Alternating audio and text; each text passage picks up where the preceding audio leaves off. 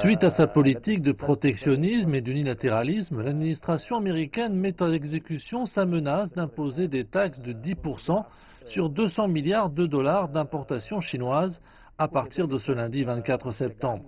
En représailles à cette décision américaine, la Chine a annoncé qu'elle va imposer de nouveaux droits de douane sur 60 milliards de dollars d'importations américaines. Elle a aussi décidé d'annuler une série de négociations commerciales avec les États-Unis. Je vois que la Chine a tout à fait raison de riposter contre ces mesures américaines et contre les menaces continues du président américain. C'est la réponse adéquate à l'unilatéralisme et au protectionnisme américain.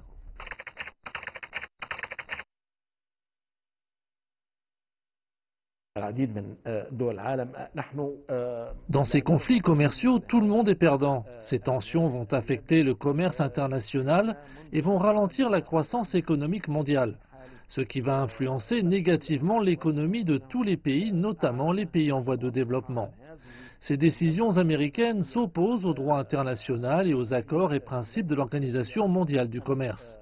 L'administration américaine défie ainsi non seulement la Chine, mais aussi toute la communauté internationale et nuit à ses relations avec la plupart des pays du monde.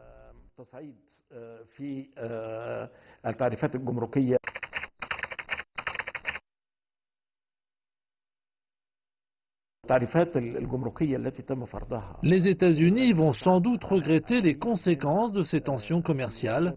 Les prix des matières premières qui entrent dans les industries américaines vont augmenter et par conséquent, les prix des produits américains augmenteront, ce qui va sûrement affecter le producteur et le citoyen américain. Le secteur des ports va être affecté par le ralentissement des échanges, à savoir les produits touchés par ces mesures américaines représentent plus de 10% des marchandises qui transitent par les ports américains. Des centaines de milliers de travailleurs dans ce secteur pourraient perdre leur emploi. Je suppose que les États-Unis seront les premières victimes de ces mesures de protectionnisme entreprises par l'administration américaine.